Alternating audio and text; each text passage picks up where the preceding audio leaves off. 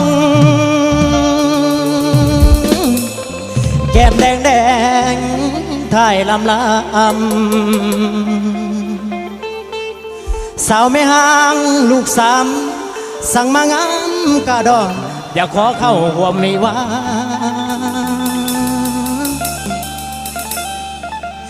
แนวว่าทั้งน้องล่ะเอาผัวแต่เย้าไว้บาดเข้าป้านี่ไก่สั่งมางามแท้เด้น้องไอ้ในไม้ปองสั่งสาวลูกสามมาเป็นคู่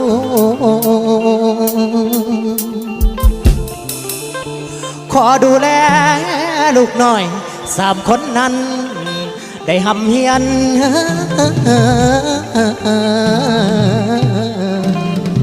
นั่นละนางนั่นละนางโอ้ยอันนี้เอานะฝากให้ตามเขาขอไม่ห้างลูกสามข้อก็แหบแล้วคนนักร้องก็ได้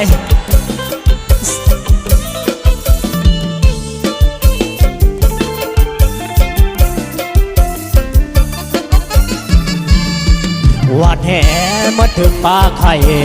เอาเมียใหม่ก็ได้ลูกสามคนบ่ต้องคำหมอกำให้ยากให้มันลำบากตักน้ำดังไฟ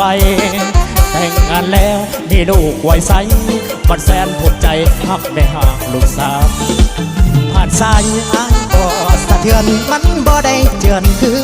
แต่ฟังเสียเองพอเพียงเขาเข้าใจกันร่วมกันสร้างฝันก็สุขใจแล้วได้เองเจ้าโอเคไอ้ก็โอเคบ่ได้ลังเลเต็มใจห่างตาอ่าง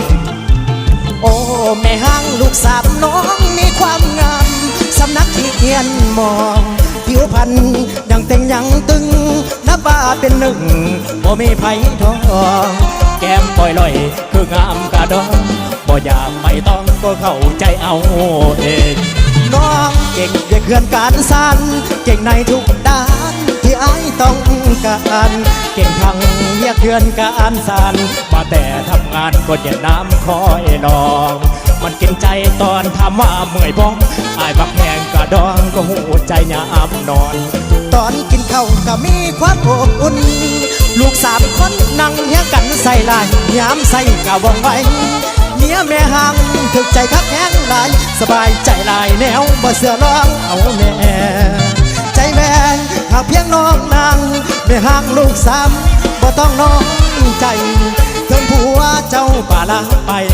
คุณเขาบ่ไล่บ่ได้อยู่กับน้องลูกสองก็หักมาหมดแล้วเหลือเพียงน้องแก้วแม่ห่างลูกสามจะน้อยใจไปเลยคนงามไอ้เฝ้าติดตามหักเพียงหน้าหมด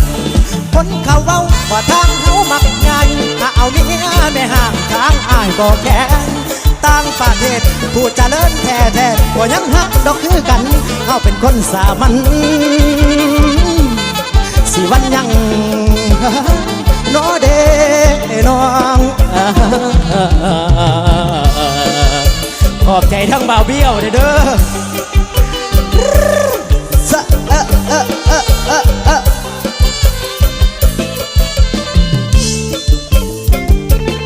ฮึบฮึบจัดไปทั้งอาจารย์